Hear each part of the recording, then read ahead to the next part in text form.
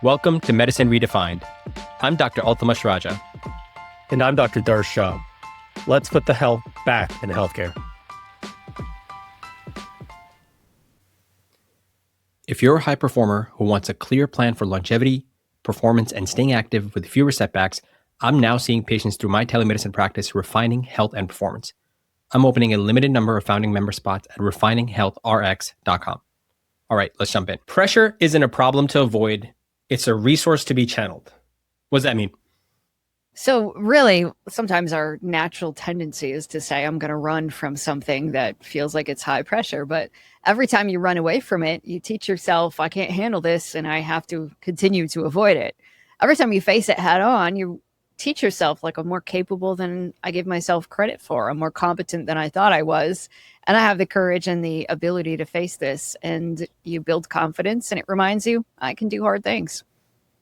It's not the case every time though, right? There are certainly some people, I think that I would put the three of us as high performers, you much more so than us. We were just talking offline about book number 7. And, there are some people that are more inclined to rise out of the ashes, so to speak, when you get that pressure. They're much more resilient by their baseline. And there's some people who will crumble under pressure, as the saying goes. In your time working with people, what is it unique about the folks who are in the former category and the latter? Well, sometimes it's about our life experiences, right? If I have struggled with a lot of distress in my life, then when I face something distressing, I'm probably still going to struggle.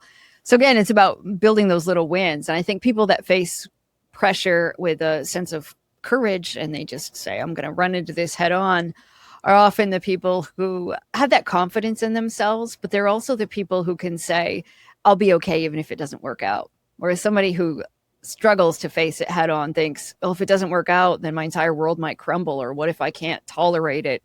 And then there's a fear associated with it. And sure, we all have different personalities, different biology, different life experiences. And all of those things affect our distress tolerance too. But it's something that we can all work on managing. I always think there's room for improvement as well. What role do genetics and upbringing hang in that? So I think genetics are certainly a component when it comes to your personality, when it comes to how your brain responds to stress. Your early life experiences, we all know that early childhood experiences play a huge role in how your brain and your body respond to stress. But we also know that we have the capacity to be incredibly resilient, to learn new things and to change our biology too. So last time you were here, we talked about dating, we talked about marriage, we talked about mentally strong kids, right? Things that are both relevant to Darsh, both relevant to me, but also a lot of our audience. This is the book, the first book that you're writing, as we were talking offline, that is more prescriptive.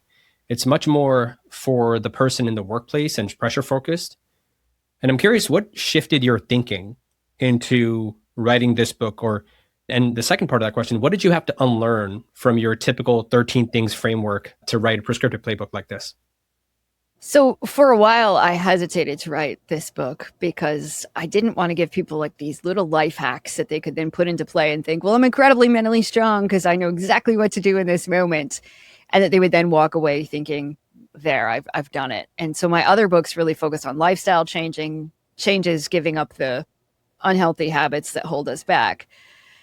But at the same time, I'm getting so many messages from people. I'm talking to so many people in my practice who are saying, like, I'm drowning at work, especially at work right now. I feel like I'm getting burned out. I'm overwhelmed and I'm struggling. And it's people sort of across the board. I do a lot of speaking engagements and companies are saying, we need help. Even our high performers right now are really struggling. These really successful people are having a hard time. So I wanted to give people things that work in the office, not just this huge lifestyle overhaul. And I think people are also feeling like I don't have the energy to create huge changes in my life, but something needs to give and I need something that works right now. So I said, all right, it's time to finally write this book about a playbook that will give you those fast acting tools that you can put into play right now. And for me to write this book, it's a book I've been wanting to write for years. I wanted to finish the 13 Things Mentally Strong People Don't Do series. And I just kept writing books as long as people kept asking questions. That's been the amazing part of this journey is whatever people ask, I know is going to be my next book. So when people say, how do we teach this to kids? I wrote a parenting book, and that's made it easy. And then for this one, I've just had so many questions over the years of people saying, yeah, but what about my boss? Or how do I make sure that I'm not getting burned out, even though my workload is huge? So I knew it was time to say, all right, let's write this book. I'm curious, Amy, has there been more burnout that you're seeing now with your clients and as you're doing these speaking engagements? Is there a certain, is there something in the water air where more people now are feeling this sort of heaviness when it comes to work? Yeah, it's the pandemic. I think since the pandemic, where so many people are saying, I have the freedom and flexibility to do more remote work.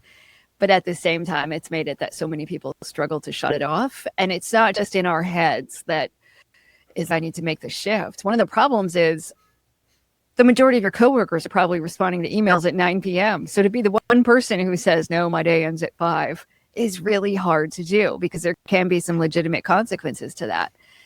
And, technology obviously makes it more difficult. We get caught up, and I do it myself, in this idea of, if I just work a little bit later today, I'll get ahead. Yeah. And then tomorrow will be easier. That doesn't happen. And even though we know that, we still do it, right? I'm going to work on my inbox tonight, and then tomorrow will be better. We all struggle to take vacation days. Mm-hmm. We know from the statistics that so many people leave tons of vacation days in their books every year. And even companies that offer unlimited vacation time, nobody takes them. And all of these things that we're doing, and we're doing them to ourselves. And there's some systemic issues that we can't necessarily transform, but gosh, you only get one life. We sure spend a lot of time at work. And to figure out how to create a life that is a wonderful life. And even if you don't love your job, it's awful to wake up every day and think, oh, I hate my job, but I also hate my life. So I really wanted to write this book to make sure that people know, even if you are feeling burned out, like, there are strategies that we can put into play. And even though it might not be an option to quit your job tomorrow, there's still things that we can do to make your day a little bit better. Mm-hmm. Well, I'm curious. I think I'm just going to get right into it. Some problems and things that I think about, at least Altamash, I'm curious from your perspective, because I've only been attending now. If we're going to keep this medically related for a little bit, it's hard for me to understand kind of right now what burnout looks like, right? I just started. But for you, since you've been doing this for a little time, is there anything that you've noticed, Altamash, from when you first started to now, that there's been a change where maybe you feel a little bit more burnout or dumped on in certain aspects of medicine? I think we've talked about this. It's the business of medicine. So I don't know, Amy, how familiar you are with how the medical system works in this country, but when you're working in the conventional business model, you have to play the game. You have to play the game if you're trying to get your patients the best possible care. And a lot of times, unfortunately, the insurance companies dictate that you can get, and whether or not it's good, or they don't really care, because their responsibility, their fiduciaries, is the bottom line, right?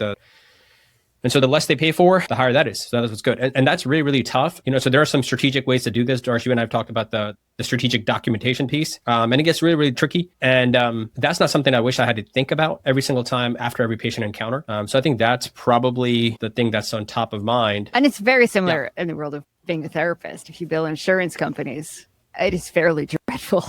And that's why so many people are trying to get away from the traditional medical model, just because the insurance industry makes so much extra paperwork and so many extra hoops that you have to jump through. But sad reality is, a lot of people don't have the cash to cover appointments otherwise. And so it does become a lot of extra stress. And I don't know about you, but I feel like they didn't prepare me for that in graduate school.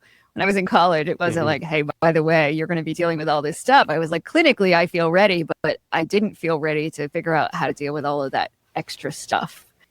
Right. And same for therapists. Even though we're supposed to be like trained in mental health, the average therapist lasts 7 years.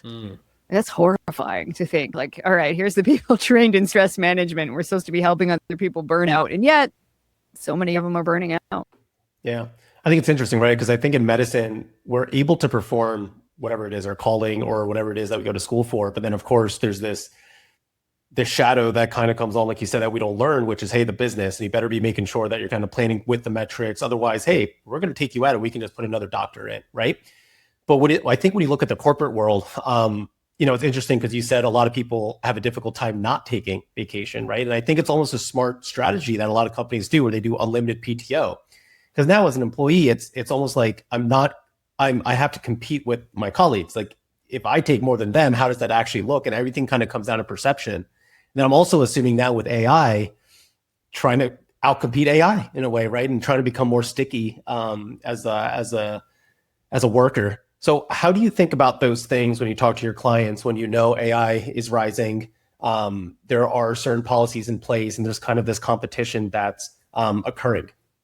Something's about keeping the bigger picture in mind, right? Like when you're 85 years old and you're looking back at the work career you had, like how are you going to feel if you thought, wow, I really took 20 years without taking a vacation, or I only took 2 days off every year?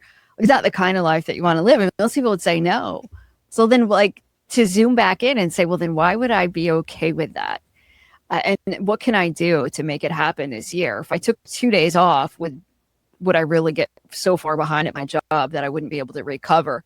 So sometimes it's the thoughts that we have that fuel that need to keep showing up, to overwork. Sometimes it's the idea that I need external validation. And we live in a world where bosses and supervisors are often praise us for overworking, right? Like, wow, I didn't think it was possible to get that project done by Friday, but you did it. And then everybody gives you the big round of applause and you think, whew, well, nobody knows I just worked 80 hours in order to get it done on time. So recognizing that too, like where does your self-worth come from? What are your values? And yes, while it's important to help people, are you really doing the best job at helping people if you are, say, overworked and never taking a vacation? And sometimes when we zoom out, that helps. Sometimes it's also just about giving ourselves permission to know you don't have to be perfect. And that at the end of the day, what's your goal when you come home? Do you want to be in a good mood? Do you want to be so burned out that you have literally nothing left to give friends or family members? Or do you want to be the kind of person who says, okay, I'm going to come back and I'm still going to have the energy to take care of myself so that I can do this for the long haul? Yeah, so as you were saying that, a quote came to mind. I don't know if I heard Hormozy talk about this. I think he said something to the tune of, celebrate the sacrifice if you're going to celebrate the success. And being a doctor is a classic example in my family, right? So I'm an immigrant. I come from a South Asian household where, you're either a doctor or a lawyer or an engineer. And a lot of my family, my extended family will still come be like, oh, you're a doctor. You must be able to do X, Y, and Z. And they have no idea the student debt. They don't, externally, you're just kind of thinking about what the golden age of medicine used to be. And more so than that, the time that we've invested your entire 20s, the residency time that you've done, fellowship, afterwards, the opportunities you've taken because you maybe or maybe not feel handcuffed to your student loan situation if you have to do a PSLF and whatnot. And so, that always comes to mind. It's like people see the product. They'll see that outcome that you got that report done or you closed that client or whatnot happened. But what it took to get there, what you gave up, they don't really know. And the reality is, if they did, they might not make those decisions to kind of get that outcome to be celebrated, to be externally validated, like you talk about. And so I guess to me thinking a lot about ambitious people in general, I think a lot of them confuse mental stress with suppression. Yeah. White knuckling or just grinding harder. What do they get wrong there? Yeah, there is this idea that you can suffer the more that you make yourself endure, the more that you achieve, that somehow you're mentally strong. And I think that we forget that those things aren't really strength, right? I get a lot of people that will tell me, like, I ran a marathon on a broken ankle. That's how tough I am. I'm really proud of themselves, but they don't realize, like, it actually probably would have taken more mental strength to opt out of the race. But your ego gets in the way and you think, well, I set out to do this thing. I'm going to accomplish it no matter what. And then a case of that, like people literally injure themselves for life. It was so important to finish that thing or do that thing. It's easy for us to do that sometimes. We put our eye on the prize. We forget like what the real goal is. And we become so ambitious or we become so set on telling everybody. And it was easy. I didn't really have to put that much effort in just because it feels good in the moment. And then we lose sight of like, what are our values? Again, when I'm older, what do I want to say? Gosh, glad I really suffered through that. And it is easier to say like that didn't bother me or it wasn't an issue. And there's a place for that, right? If somebody's a Navy SEAL, you don't want them on the battlefield to turn a friend and say, hey, I have a lot of anxiety right now. We need them to be able to shove that down and work through the moment. And we need to do that in work sometimes too, right? If you're going to see a patient and you just got some bad news about somebody else on the phone, you're going to set that aside for a minute so that you can focus on the person in front of you. But at the same time, shoving all of those emotions and shoving everything aside for too long creates all this other stuff for us. And a lot of the illnesses we're seeing in people, physical health issues, people are struggling with mental health issues, even really successful people, because they aren't dealing with the emotions, they aren't working them, not even acknowledging them really. And if you don't acknowledge them, pretend like nothing bothers you, at some point it's going to come out in various ways, whether you want it to or not. Yeah, and it's crazy in medicine in particular. And I imagine a lot of the difficult doctorates. I mean, I'm sure, like as you're getting your psychology, and for those degrees, for those extra time that you're spending, you have to do that. Like I used to have this saying where I would just say the show must go on. And really, what I was talking about is like when I'm stepping into a patient room, it's like I'm stepping on stage, and you just, it's lights, camera, action. You smile. It doesn't matter what happened. Maybe you just had a code blue situation in the other room. Somebody just passed. You had a difficult conversation with the family. You move on to the next person. And you can't bring that over, right? You have to be able to reset. But did you get to grieve? Did you get time to process what just happened? No, the show must go on. And I think this is this narrative that we have to create in order to be able to get through it. And it's necessary. I didn't used to believe this, and I still think I don't. I remember when I was going to medical school, this urologist that I had talked to, he was like, yeah, like there are very few professions out there that can understand what we have to go through. I think that maybe some military professionals and personnel can understand that. I think, granted, when he went through residency and now is very different. I'm not really sure I'd compare it to the military now. Definitely not in PM&R, but maybe some surgical specialties. But I think that, like, to your point, that's necessary.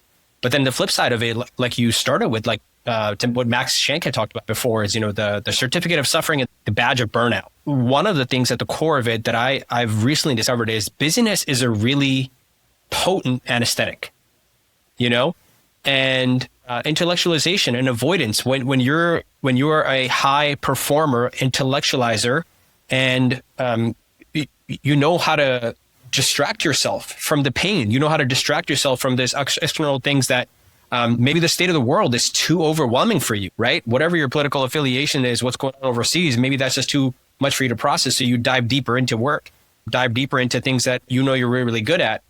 And it becomes this really vicious positive feedback loop that's hard to snap out of. It's impossible sometimes. Yeah, you're right. And distraction's a great skill. And sometimes for us, right? Again, you need to change the channel in your brain sometimes and you're worried about something else because you need to be present with your next client, or you need to pay attention to the meeting that you're in. But yeah, for a lot of people, it becomes this badge of honor. And you even hear people say that. Somebody just lost a loved one. You say, how are you doing? They're like, I'm just working hard to stay busy. And somebody will go, oh, that's really good. It's good that you're staying busy.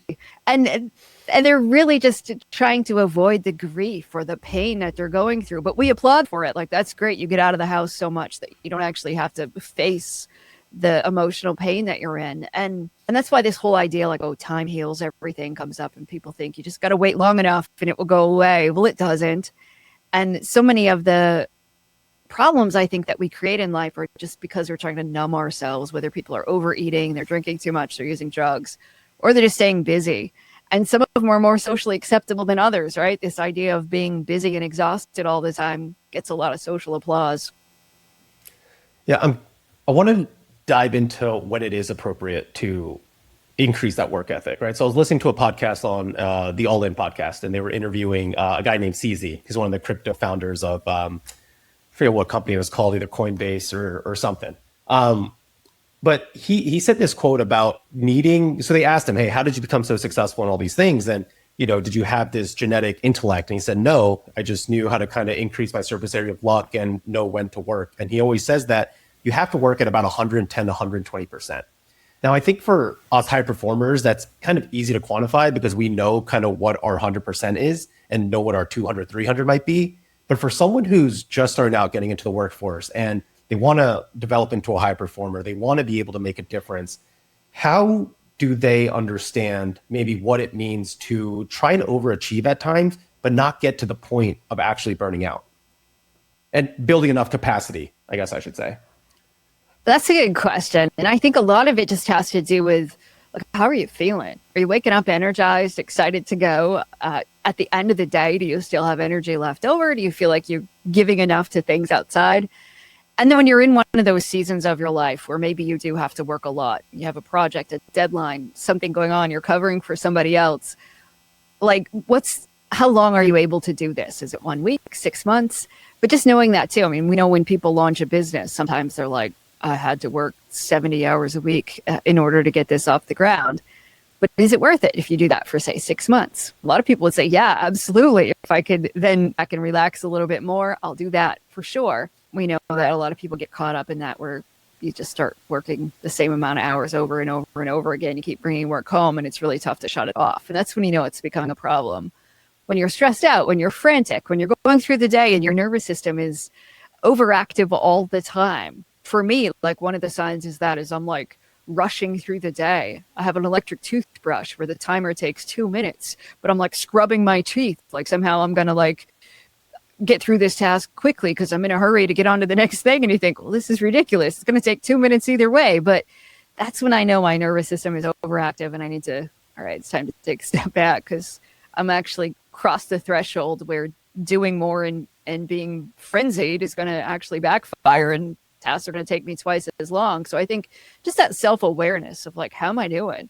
How am I getting along with people? Do I still have enough time to give to other people? Do I come home feeling like I'm in a good mood at the end of the workday? Or am I just so depleted that I toss myself down on the couch and my life has become work and Netflix?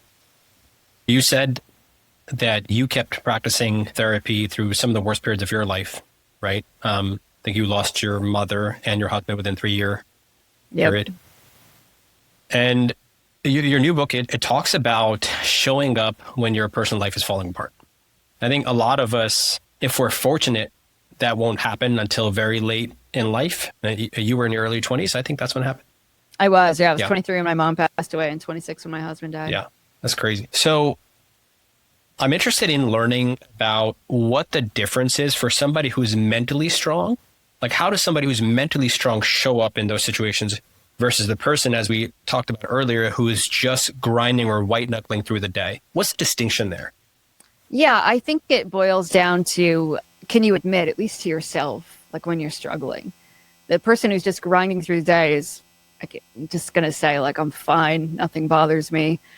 Whereas somebody that's mentally, okay, kind of anxious today and I'm doing this anyway. I'm feeling kind of sad right now. How's this going to affect my ability to attend this next meeting? You're checking in with yourself, acknowledging, yep, I feel this way, rather than just pretending it doesn't exist. But it's also about the thoughts that you have. The person who says, yes, I'm going to just show up and pretend it didn't happen, is the kind of person who says, just don't think about it. Don't think about that thing that happened. Push it to the side. Versus somebody who's mentally strong is like, okay, this happened. This is going to be really hard. Here's what we're going to do about it. And then you actually take that action plan. For me, I was a therapist. I was supposed to help other people deal with their problems, and my own life had fallen apart.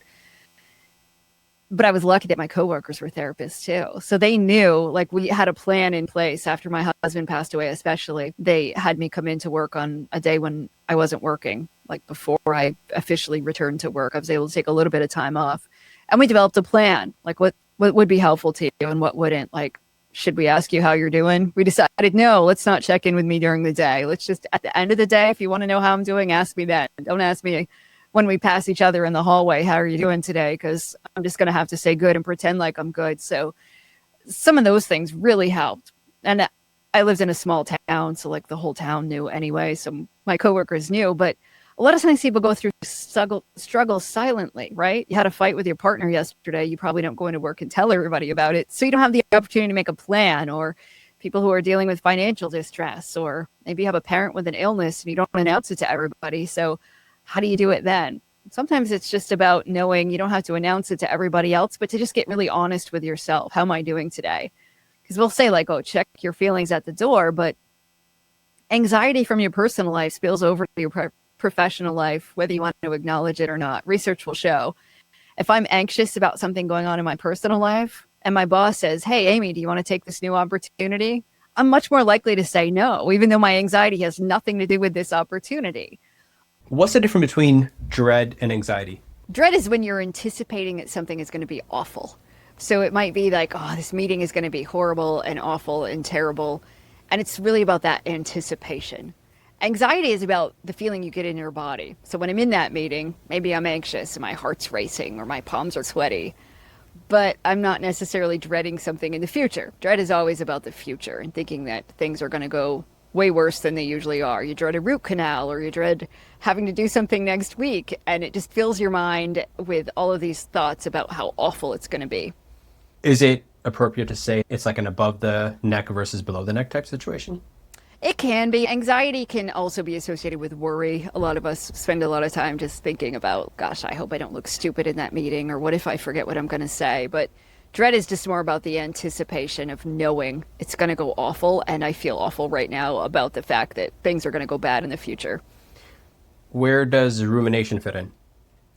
So rumination is really about the past. This is when you're often thinking about rehashing that thing that you said yesterday. Oh, I sounded so stupid in that meeting. Or in thinking, I don't know if I did a very good job in that performance review today. What if I said the wrong thing? And it's really about rehashing things that already happened. Okay, good. So now that we have the vocabulary understood here, I think I read somewhere that there's a total of 50 tools. Is that correct? There are, yep. For someone who might already be overwhelmed, right? Somebody who's going from one project to the next, who is in that season of life where they've really dialed up the intensity, to quote Jonathan Goodman on your podcast, is that something that might be choice overload? And if so, how should that person enter this book? Yeah, so that's a good question. And it's really not about saying I have to do these 50 things. It's about knowing when I'm struggling, what are the options I have. It's more like a choose your own adventure book, where if I'm dreading a meeting, I can flip open to that chapter that says, here are 5 dread diffusers that will make things better. And I did it this way because I know as a therapist, the same thing doesn't work for everybody. What works to calm me down might not work to calm you down. But when you have a choice in the matter where you can say, you know what, I'm going to try this right now. I'm going to experiment with this one. Or maybe this works when I'm dealing with a dreadful meeting, but when I'm dealing with a specific coworker, that doesn't work. And it's really about trial and error and experimenting and just knowing these things will give you fast acting relief. So I'm not asking you to add more things to your already stressful day. I'm just saying when you are in a difficult place, what play are you going to run to get some relief from it? Can you give us maybe one dread diffuser that would be universally applicable to multiple professions?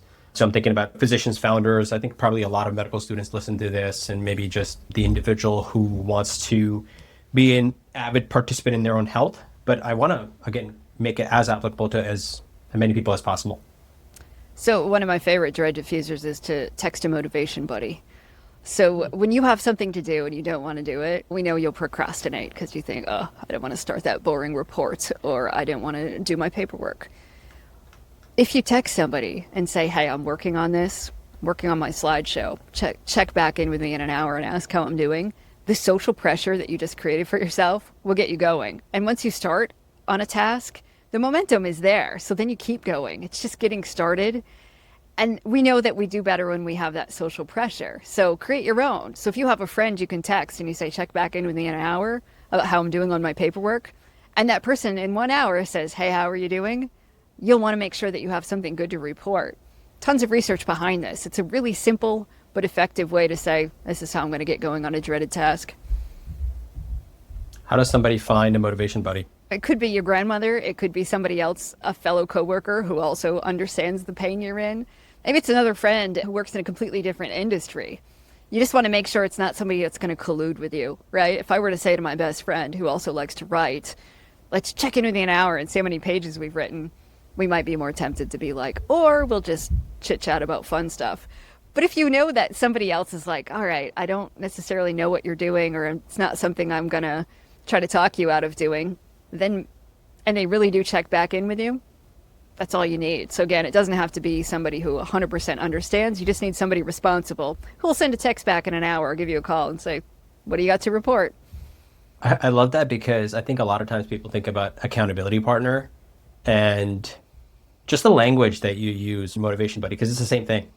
I think kind of just speaks to this idea of the perspective, right? I often tell the people that I work with, perspective is a superpower, right? Two people can look at the same exact problem and see completely different opportunities, completely different outcomes. And as we started with the conversation, it was just have a different approach in terms of whether they're going to come out stronger or that's going to be something that's going to set them down a spiral. I think I listened to Arthur Brooks with Rhonda Patrick lately talking about the difference between pain and suffering. And he had this really interesting frame where he was talking about individuals, like when we go to the gym, we recognize you're going to have pain. Nobody says that they're going to go to the gym and it's going to be a fantastic feeling. You recognize it's going to be painful if you're doing it right, but you know that the process afterwards, over just a sustained period of time, you're going to be stronger, or you're going to look better, you're going to have better metabolic health, and et cetera. And so he talked about, what about other life events, life quakes, as I think he said it, and he stole it from somebody else, that every 5 years you're going to have something that life is going to hit you in the face. You had some loved ones that you lost, other people, like, have had members who got cancer, and you're just not ready for it. And when that happens, you just have to think, this is going to make me stronger. This is going to make me better. Because inevitably you've been through some stuff in life before, and you're still here standing, hopefully, and you've gotten wiser over time. But you also mentioned earlier that sometimes there are systemic things. Sometimes there are things outside of our control. And you could do all the mental strength playbook scripts that you want. It's going to be outside of your control. And I know you've consulted with big companies, Google, NBC, I think, keynoted some oncology summits. And I'm wondering, when you look at problems, what are some problems that you can think about that no individual tool or strategy can touch because they're more systemic in nature? And if that's the case, what is the person, like, what mindset does that person need to have to be able to deal with that, to cope with that? Just like earlier, and you were talking about insurance companies, not a single one of us is going to be like, okay, I'm going to battle the insurance company and create all of this change in America's healthcare system. It just doesn't work like that. Or somebody might say the policies and procedures at my office, or I can't control the economy. I can't control so many of the things I have to do, because even when you're self-employed, you still have to juggle a variety of people who probably help pay your income. So knowing I can't control other people. And I think that's what it really boils down to, is just focusing on what can you control. And we know from the research that as long as we find one little thing we can control, it can help you get through some pretty bad situations. So even if you have a toxic boss, or you work in an environment where conditions are less than ideal, focusing on that one thing you can control will get you through it much easier than if you're just battling and feeling like you're banging your head against the wall every day. And I always think about, there's a study where they looked at kids who have cancer. And it's a horrible thing to envision, that these kids have to go through all of these different cancer treatments, and they often don't understand why people are holding them down and doing these painful procedures. But when they taught them breathing exercises, and the kids said, at least I can focus on my breathing despite being in this MRI machine, or despite the things that they're subjecting me to, the kids reported a lot less pain. And that always sticks with me. If a kid with cancer can come up with a strategy to deal with things that are completely out of their control, we certainly can too. If I work in an office building where the conditions are pretty bad, what's one thing I can still control? And when we focus on that, everything changes. So I want to dovetail off this idea of control and kind of positive psychology and reframe. Some people might be listening to this and they are an employee and they're doing a fantastic job at what they do. They're an overachiever. There's no complaints. They get along with everyone, except their supervisor or boss tends to underappreciate them. They don't give them the kudos. They don't actually see or feel what that employee is going through, but they know that they're reliable. They know they can hold them accountable, but this employee loves what they do. It's just that either they're not getting paid enough, or that they are asking for more. They just aren't receiving that appreciation. They aren't receiving exactly what they're looking for. If you were to zoom in and also zoom out to this employee's mindset when they wake up in the morning and they have to go to work and they may have dread, even though, or anxiety, either or, but then also zooming out when understanding their values and understanding, hey, is there an opportunity for a career change? Let's say there isn't. Let's say they're stuck in this position. They're trying to find leverage. How do you think about what that employee should either think or feel as they wake up that morning and when it comes to their work, knowing their situation? One question would be is, like, do you get internal validation from this? Do I feel good about myself for what I'm doing, regardless of whether my boss points it out or rewards me for it? And if you feel great about it, then good. Then maybe you can say, maybe I don't need that. Maybe I don't have the kind of boss that offers praise, or I don't have the kind of boss that's going to notice this. But another question would be is, have you ever talked to your boss about your struggles?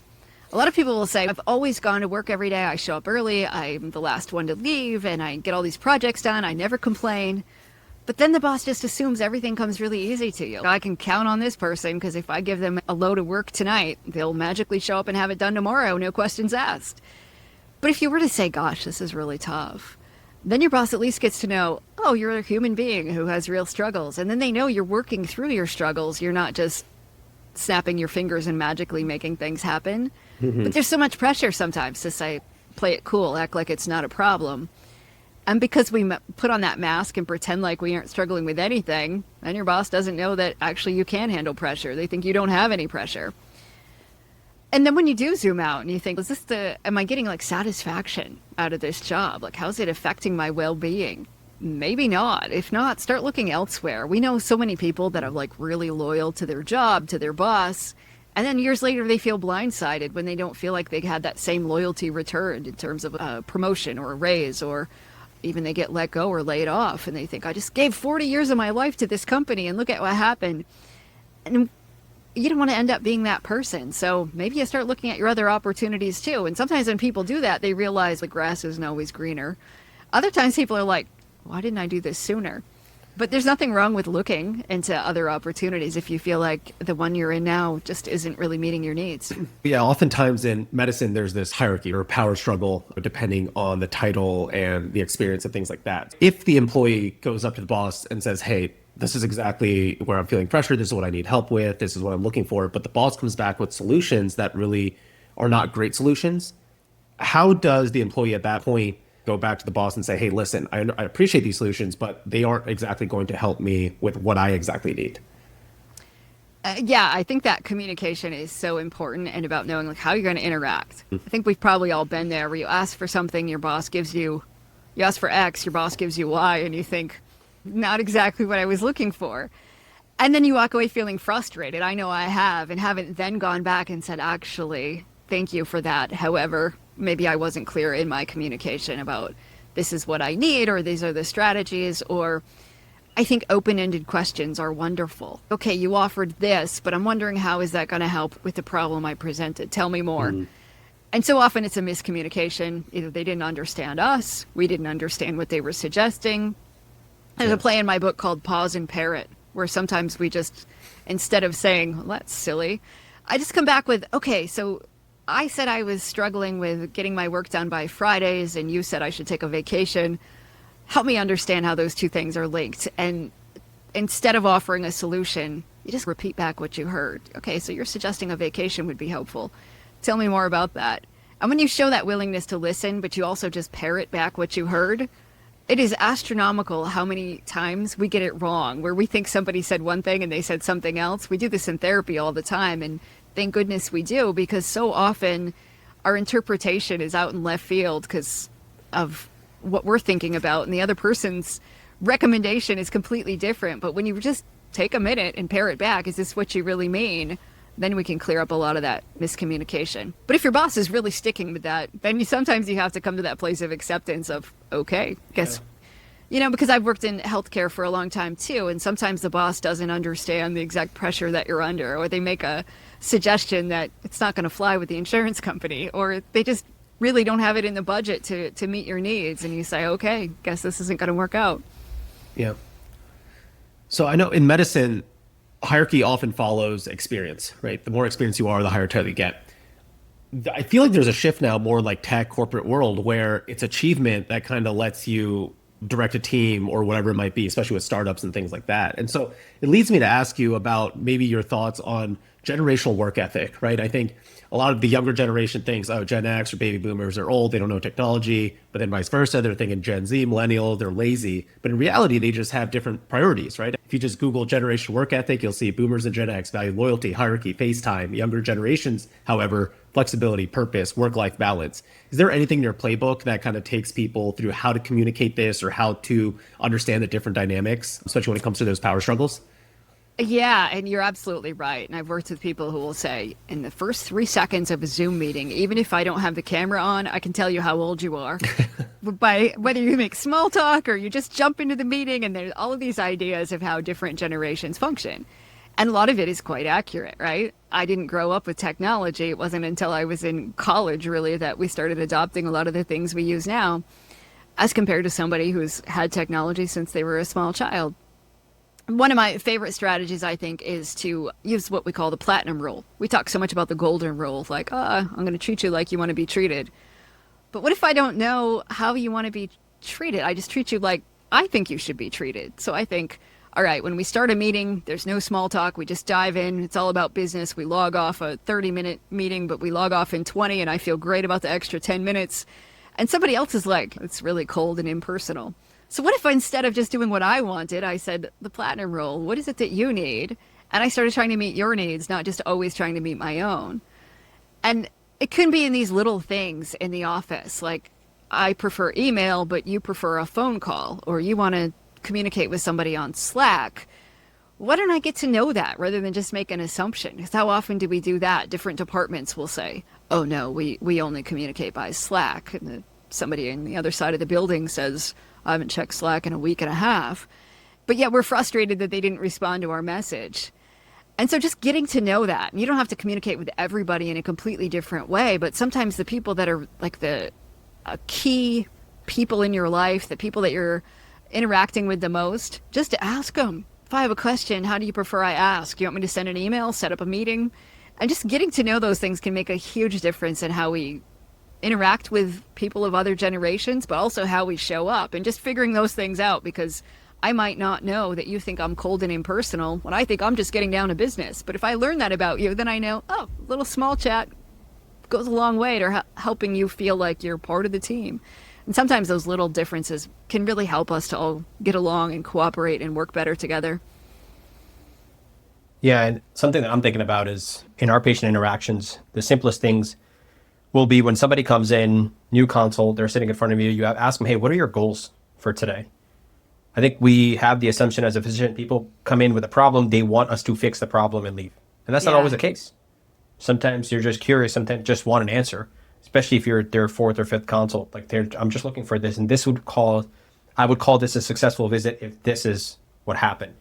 And I feel like setting that up front, okay, all right, let's together work towards this. In this meeting, this interaction, let's work towards that. Sometimes we like to ask people, it's like, what would make this a home run for you? That's another one. I don't know who I stole that from. I also remember, I think, you talking about channeling an alter ego as a confidence tool. I think you were talking about that being a skill. And that got me thinking, when we think about physical training and physical performance, that's the world, my background that I come from. We recognize that with age, you're not going to progressively overload, get stronger and stronger and stronger. There's biology to it. Over time, you're going to have limitations. And like, you're going to have periods where you're going to go down and then up and intensity wise. But I think when we think about psychology and our mental strength, we think about that with age, with maturity, you're going to be wiser, you're going to be better, and you're going to always be on the upslope. And I'm not sure that's the case, but I'd love to get your understanding, because your whole MO has been mental strength and constantly pushing. And I don't know how young you are, you look very young. But I'm curious how you think about that. Is that something that we can always just be stronger than we were 10 and 20 years ago? Like, how do we think about that?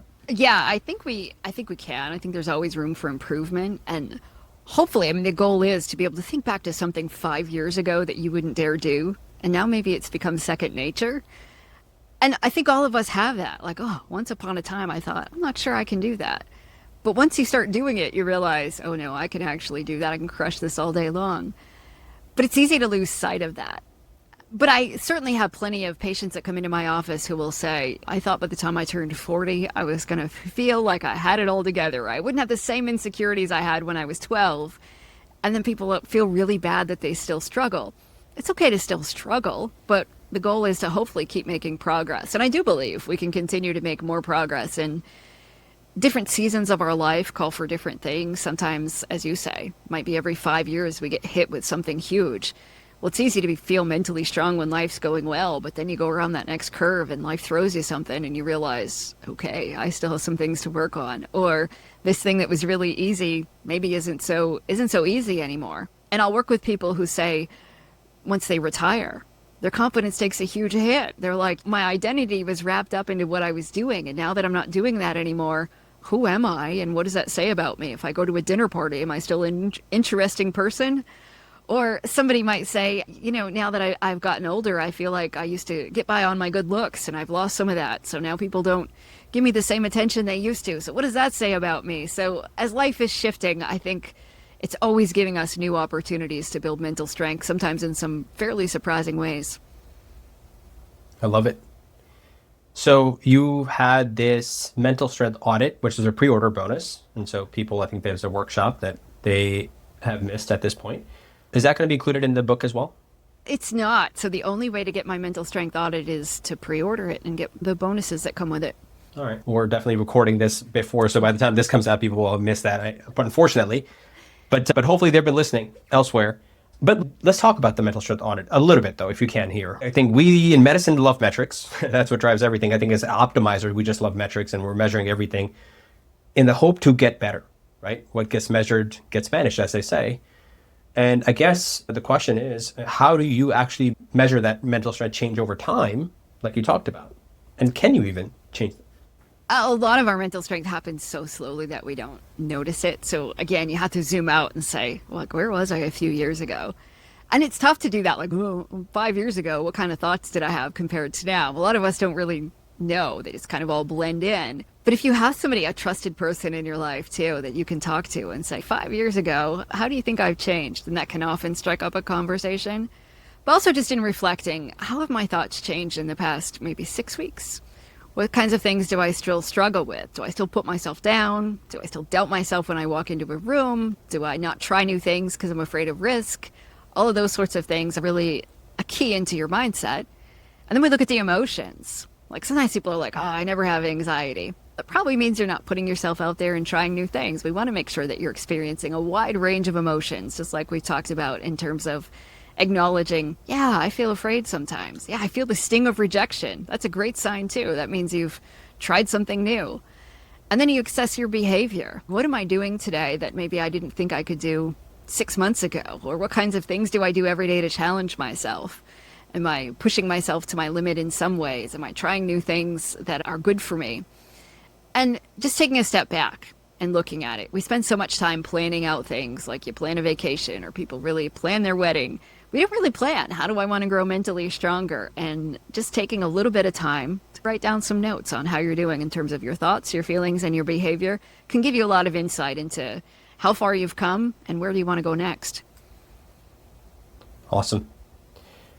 Amy, I really want to thank you so much for your time and for doing this amazing work. It's been fun. The 2 books that I've read for you, and I'm super excited for this one. I can't wait to pick this up. I encourage every single person to pick that up because I think that as opposed to your previous stuff that you wrote, this is much more tactical in nature. And I love the fact that you said, hey, you can just flip to that page. You don't have to necessarily go in order. It's not necessarily building off previous ones, although there are themes to that. Before we close, I do want to get your idea generally. I know you spend some time, you have your own podcast that you're getting to pick people's brains.